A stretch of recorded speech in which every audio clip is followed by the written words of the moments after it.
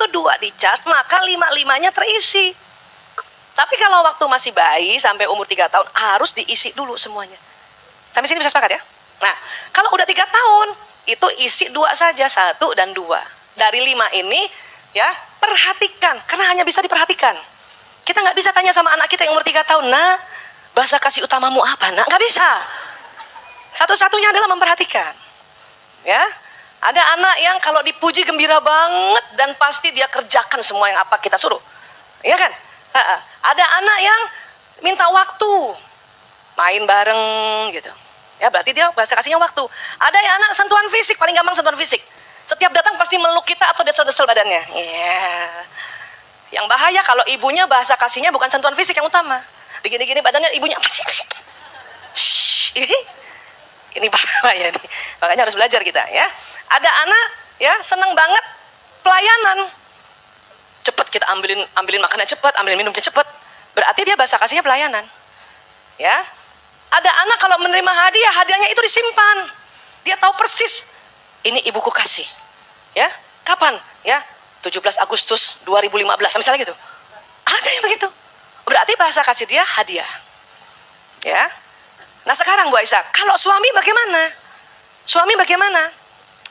Perhatikan perilaku dia setiap hari di awal-awal pernikahan atau bahkan sebelum pernikahan. Ada cerita begini. Si laki-laki selalu datang ke rumahnya perempuan, ya, dan dia selalu membantu calon istrinya itu, ya, bebenah ruang tamu. Bahkan kalau ada habis makan keluarga bersama kan dia jajak makan, ada dia, ada calonnya, ada calon mertuanya 2 dan calon adik-adik iparnya 7 orang. Yang nyuci piring yang perempuan ini, tapi dia selalu bantu. Dia selalu bantu. Ya, selalu bantu. Ini kita sudah harus berpikir, kok dia sering bantuin aku bebenah ya? Gitu. Ya. Pada saat berumah tangga, si laki-laki ini yang menjadi suami, ya, sudah tidak pernah lagi membantu untuk urusan-urusan rumah tangga dan dia minta istrinya lakukan itu. Lakukan itu. Istrinya berpikir, dulu kok dia yang melakukan itu? Akhirnya si istri merasa, kamu kok bikin aku jadi budak gitu. Tetapi menurut suami bukan begitu.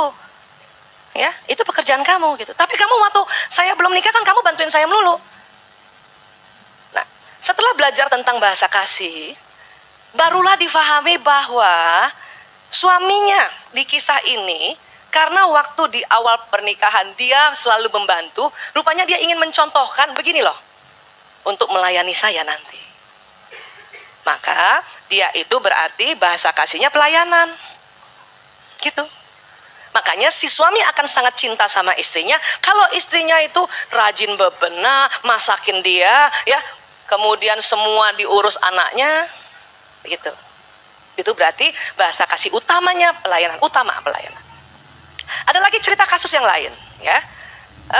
Teman-teman mungkin ada yang WA saya mungkin di HP, saya minta maaf belum dibales semua karena rusak 1 bulan. Nah, tetapi waktu 2 hari kemarin sudah bagus, sudah aktif, saya perhatikan hampir semua bertanya tentang bahasa kasih dan memberikan contoh-contohnya. Jadi saya cerita di contoh-contoh ya, tanpa sebut nama ya. Baik. Jadi ada lagi yang cerita begini, Bu Aisyah, saya tuh udah layanin suami, semua yang masak saya, nyetrika baju saya, nyuci saya, anak-anak semua. Tapi kok dia merasa saya tidak mencintai dia, gitu ya. Tetapi setelah saya belajar tentang bahasa kasih, waktu di Rumil dia bilang, saya baru paham bahwa dia selalu bilang gini, kamu gak usah masak lah, buang waktu, udahlah kalau ada sama saya duduklah dekat saya sini. Ya, kalau perlu kalau saya datang gak usah lah masak, sudahlah duduk sama saya, kita pergi ke kamar. Gitu. Dan dia selalu, dia bilang sama saya gini, di dalam chatting WA-nya, dan suami saya selalu, setiap ngomong selalu saya ingin diraih, ingin dipeluk gitu. Saya baru paham berarti bahasa kasih utama suami saya adalah sentuhan fisik, bukan pelayanan. Jadi nggak semua laki-laki, nggak semua suami ya merasa dicintai kalau dicucikan bajunya, dimasakkan makanannya, nggak semua, nggak semua. Kecuali memang bahasa kasih utamanya pelayanan. Nah, dia senang tuh. Ya, sampai sini bisa paham? Makanya kita cek segera. Caranya itu tadi. Apa yang sering dia lakukan di awal-awal? Nah, cuman sulitnya yang sudah 25 tahun ke atas menikahnya, apa yang dia bilang lakukannya? Wali aku. Lupa apa? Ah, ini yang baru 1 tahun, 2 tahun, bersyukurlah ya. Yang 5 tahun, 10 tahun, saya aja lupa. Udah 27 tahun, jarang 28 tahun, apa ya? Nah, kalau begitu apa kalau lupa? Sekarang lihat kesehariannya. Lihat kesehariannya. Tidak semua laki-laki, coba kayak lagu. Tidak semua suami, ya, selalu ngomong sama istrinya, dia peluk istrinya gini. Nggak semua kan? Tetapi kalau ada suami, hampir setiap hari, bahkan setiap dia bicara, dia beginikan istrinya, itu jelas bahasa kasih utamanya adalah sentuhan fisik. Jelas. Yang bersyukur itu kalau suami istri bahasa kasih utamanya sama. Itu enak banget. Sayangnya dulu waktu mau dilamar belum belajar bahasa kasih. Kalau udah belajar saya bikin pengumuman. Barang siapa yang bahasa kasih utamanya sentuhan fisik, maka itu akan jadi calon utama. Supaya nggak bertengkar gara-gara ini. Ya. Sayangnya tidak bisa diulang. Karena ada cinta sejati. Itu. Ya, karena sudah tertulis di Lauh Mahfuz. Kecuali salah satunya ada sesuatu yang tidak di luar kendali manusia. Ya, ada cinta sejati itu tuh yang mau kita raih. Ya. Itu. Nah, ini. Nah, ada cerita lagi. Kayaknya bisa paham lewat cerita kali ya. Ya. Istrinya gini. Istri ya sekarang ya. Bu Aisyah, saya tuh ya, ini istri baik banget nih, pinter masak, pinter jahit, pinter bebenah ya. Saya sudah layani suami saya semuanya seperti itu. Ya. Tetapi kok saya, gitu ya, saya kok ngerasa suami saya tidak mencintai saya. Dia merasa suaminya tidak mencintainya. Nah, gitu. Terus gimana? Tapi waktu ada topik, ini bukan Jamaah Rumil, cuman dia ngikutin di YouTube Rumil, ya, tentang bahasa kasih, ya. Terus saya ajak suami saya dengar YouTube itu. Ya, kebetulan suaminya juga sebelum-sebelumnya suka dengar kajian-kajian kita di Rumil gitu. Tapi terus dia nggak komentar, Bu Aisyah.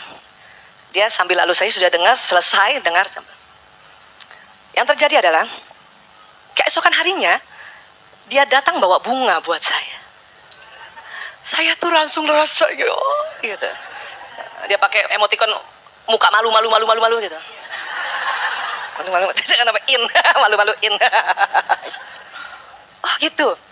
Ya Bu Aisyah, dia pernah lakukan itu sebelum kami menikah. Oh, dia sudah 7 tahun menikah, tapi 7 tahun sudah tidak pernah melakukan itu. Tapi sewaktu dia bawa bunga itu, saya aduh katanya. Ya, oke. Terus Bu Aisyah, besoknya lagi, dia bawa martabak, bos. Padahal selama ini dia selalu suruh saya masak. Sebelum dia bawa martabak, dia telepon sama saya, kamu nggak usah terlalu banyak masak, saya bawain martabak. Itu saya gembira sekali. Ini kata istrinya, ya, saya gembira sekali. Terus luar biasanya lagi, keesokan harinya, ya, di dompet saya ada tulisan dari dia bahwa aku cinta padamu. Padahal menurut YouTube Bu Aisyah, laki-laki sulit mengatakan aku cinta padamu. Itu dasarnya Bu. Kalau udah bisa berarti keren banget. Paham ya Bu? Siapa yang merasa suaminya tidak pernah bilang aku cinta padamu? Itu lazim. Itu wajar. Dulu saya pernah bilang nggak dosa dia. Tetapi kalau kita udah tahu dasarnya begitu, kemudian dia mengatakan aku cinta padamu, itu keren banget. Harus sujud syukur. Sebagai seorang laki-laki yang tidak ada program untuk bilang aku cinta padamu dan dia lakukan itu, tentu dia belajar tentang perilakunya Rasulullah SAW terhadap istrinya. Maka harus sujud syukur. Maka dia gembira banget. Bu Aisyah, terus saya bilang, apa respon ibu? Chattingnya berlanjut ya. Saya gemetar. Aduh. Kembali ke asmara. Ya. Terus, dan dia melakukan itu hampir 2 minggu. Tiap hari kejutan. Mulai dari coklat kah, mulai dari kembang, bahkan kadang-kadang kembang yang dipetik di jalanan. Ya, ya. Tapi ada tulisannya, kadang, gitu. Sekarang setelah ibu seperti itu, saya bilang, ibu tahu nggak kira-kira bahasa kasih utama ibu apa? Iya Bu Aisyah, hadiah. Wow. Jadi gimana perasaan ibu? Jadi mau ganti suami? Enggak Bu Aisyah. Nah sekarang itu tuh ini ya, WA-nya tuh sangat beruntung pas saya HP 2 hari yang lalu bener, dia ada di awal. Itu terbaru, yang lain udah di bawah. Sabar ya, satu baru saya. Tapi jadi panjang karena malam dia rupanya dia lihat saya online, dia cerita lagi. Terus saya tanya, sekarang kira-kira suami ibu bahasa kasih utamanya apa? Saya sih kemarin tanya sama dia, kamu merasa aku cintai nggak? Oh sangat, kata dia. Dari awal pernikahan saya merasa kamu cinta sama saya. Kenapa? Ya karena kamu cucikan baju saya, setrikakan baju saya, masakan makanan saya, urusi anak-anak saya. Setiap saya datang kamu ada. Jadi si suami karena bahasa kasihnya apa coba itu? Pelayanan, dan istri melakukan mungkin tanpa sengaja karena dia pikir ibunya begitu sama bapaknya. Jadi dia lakukan itu. Si suami dari awal selama 7 tahun merasa dicintai. Si istri karena bahasa kasih utamanya bukan pelayanan, dia merasa tidak dicintai. Kalau suami nggak merasa begitu, dia merasa istri saya cinta sama saya. Makanya pada saat dia pernah marah, suaminya bingung. Saya apa lagi? Saya cinta kok sama kamu, dan saya tahu kamu cinta sama saya, gitu. Karena buat suami terpenuhi nggak? Terpenuhi. Padahal si istri melakukannya karena rutinitas saja dan dia lihat contoh orang tuanya. Memang kalau si suami pelayanan, ya istri karena kita belajar dari kecil kalau lihat ibu kita melayani bapak kita lakukan itu kan, makanya dia terpenuhi. Tetapi si istri rupanya bahasa kasih utamanya bukan pelayanan. Itu dia rasa hampa 7 tahun. Share ilmu ini. Dan dia juga orang yang selalu ngajak suaminya untuk melihat gitu. Yang saya heran Bu Aisyah, suami saya waktu itu dia tidak peduli, misalnya tidak peduli, dia habis itu ya udah cuek aja. Ya itulah laki-laki. Jangan juga ngajak suami nonton video terus apa ngerti kan, nggak usah gitu. Masa suami digituin, paham, nggak usah. Biarkan itu mengalir dengan sendirinya. Kan asik kan? Kayak dia kaget besok paginya dapat bunga mawar. Keren kan? Iya. Paham sampai sini ya? Iya ya. Karena tidak semua juga seorang istri bahasa kasihnya pelayanan. Ya dia ada terima hadiah. Ciri-cirinya apa? Setiap ada yang diberikan hadiah oleh suaminya dia simpan baik-baik. Termasuk cincin perkawinan. Bahkan selalu saling ditaruh. Saya ketahuan kan? Bukan bahasa kasih hadiah. Karena tangan saya sudah bengkak. Cincinnya nggak masuk. Itu alasan. Seandainya saya bahasa kasih saya hadiah, pasti saya usahakan cincin itu digedein. Yang dari ring lingkaran 17 jadi 21. Biarin tipis-tipis deh. Cuman saya baru menyadari bahwa bahasa kasih utama saya bukan hadiah. Gitu. Sentuhan fisik. Tepok-tepok gini aja udah seneng banget. Ya Allah, kayak udah meloncat. Bu Isa, ya gitu kan, gitu. Kenapa? Ngecharge ya. Nah, jadi sekali lagi kita harus temukan bahasa kasih utama, ya. Karena yang paling gampang dia menemukan bahasa kasih utama. Nah, kemudian kita menemukan lagi yang kita kemarin belajar apa? Bahasa kasih yang keduanya. Jadi dari 5 ini ada 2. Kenapa? Batu baterainya dicas ujung sama ujung. Yang lain pasti kena charge. Sampai sini sepakat dulu? Kita semua seneng kok didukung, dipuji. Tapi ada istri nggak suka lo dipuji. Mama cantik deh, apaan sih? Bukannya gitu, apaan sih? Gitu. Kalau ada istri yang kayak gitu, berarti bahasa kasih utamanya bukan pujian. Bukan pujian. Karena kalau ada yang bahasa kasih utamanya pujian, ya, kamu cantik ya. Allahu Akbar. Masya Allah, ya Allah, ya makasih banget. Itu bahasa kasihnya pujian. Ada gitu. Ada istri dikasih hadiah sama bawain sesuatu sama suami cuma gini doang. Oh ya, itu berarti bukan hadiah. Ya, ada istri pas dipeluk suami, geli tahu, berarti bukan sentuhan fisik. Ya, ada istri, mama, kamu nggak usah ke Rumil ya, temani aku hari ini sampai sore. Berarti bukan waktu. Ya, saya juga bahasa kasih utama bukan waktu. Jadi suami mau keluar kota 3 hari, saya keluar 3 hari, itu tidak jadi masalah. Saya ditinggal suami agak lama, saya tidak merasa ya dia tidak mencintai saya, enggak. Yang saya butuh 2 memang, ya, sentuhan fisik dan saya suka dipuji. Suami saya udah mulai paham tuh. Tapi pujiannya unik. Suatu ketika saya udah pakai baju begini nih, kayak gini. Dia pujinya begini. Saya kalau lihat kamu kayak gitu, kayaknya kamu sudah siap kerja. Hah? Muji tapi ada nuansa pelayanannya. Karena suami saya pelayanan. Ya, dia senang banget kalau dia pulang kantor, dia lihat saya bebenah. Senang banget. Apalagi bebenah barang-barangnya. Wow, dilap-lap itu barangnya. Wow, dia senang banget. Dia merasa ya saya mencintainya gitu. Bayangin cuman karena begitu. Ya, cuman selama ini karena kami beda bahasa kasihnya, jadi merasa gitu. Ya, merasa dia tidak sayang sama aku. Sampai sini bisa sepakat ya. Jadi cinta sejati itu dia ada baterainya. Ya. Dan kita harus temui baterai ujung sama ujung. Terus di charge-nya bagaimana? Idealnya setiap hari. Aduh Bu Aisyah, kalau suami saya bahasa kasihnya hadiah, mati aku ya Bu Aisyah. Setiap hari aku belikan martabak Bu Aisyah.